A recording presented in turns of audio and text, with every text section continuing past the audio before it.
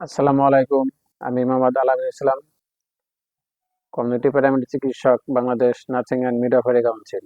খাবার স্যালাইনের বিষয়ে কিছু তথ্য আজকে আপনাদের সাথে শেয়ার করব। খাবার স্যালাইন বলতে আমি এসএনসি ওর স্যালাইন এটার কথা বলছি, যেটা আমরা সচরাচর হয়তো অনেকেই খেয়ে থাকি। কিন্তু এই স্যালাইনটা খাওয়ার নির্দিষ্ট কিছু নিয়ম এবং ফর্মুলা রয়েছে, যেটা আমরা অনেকে হয়তো বা জানি না এবং জানলেও সেটাকে ফলো করি না।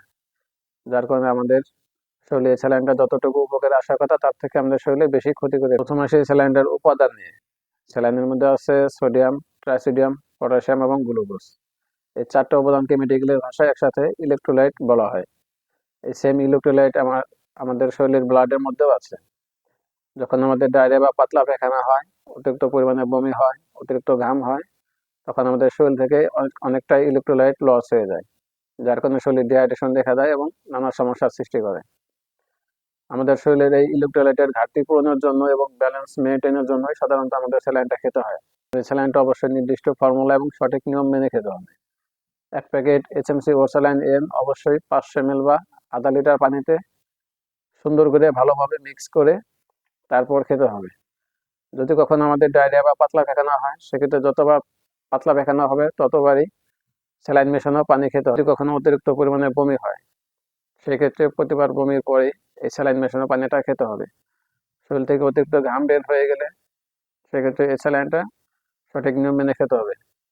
এছাড়াও যদি কোনো কারণে আমাদের শরীর অনেকটা দুর্বল হয়ে যায় বা আমাদের শরীরের প্রেশার অনেকটা কমে যায়, সেক্ষেত্রে আমাদের দুর্বলতা কাটানোর জন্য এই স্যালাইন মেশানো পানি আমরা খেতে পারি।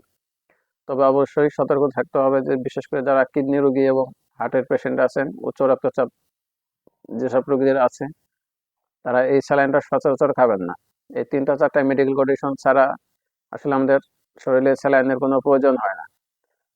এই স্যালাইনের পানি যদি 500 ml বা আধা লিটারের কম হয়, তাহলে এই স্যালাইনের ঘনত্ব বেড়ে যায় এবং এই ঘনত্ব বেড়ে যাওয়ার কারণে এটা আমাদের শরীরে অ্যাবজর্ব করতে পারে না এবং আমাদের শরীরের যে ব্লাডে মিশতে পারে না। এবং এই স্যালাইনটা প্রথমে ক্ষতি করে আমাদের কিডনিতে, কিডনির কার্যক্ষমতা কমিয়ে দেয়। সেখান থেকে আমাদের শরীরে লবণ বেড়ে যায় এবং আমাদের প্রেশার বেড়ে যায়। প্রেশার বেড়ে যাওয়ার কারণে এটা আমাদের হার্টের উপরে ইফেক্ট করে। সুতরাং আমরা যখন একটা খাবার স্যালাইন খাবো, তখন অবশ্যই এই নির্দিষ্ট নিয়ম এবং ফর্মুলাটা মেনে খাবো।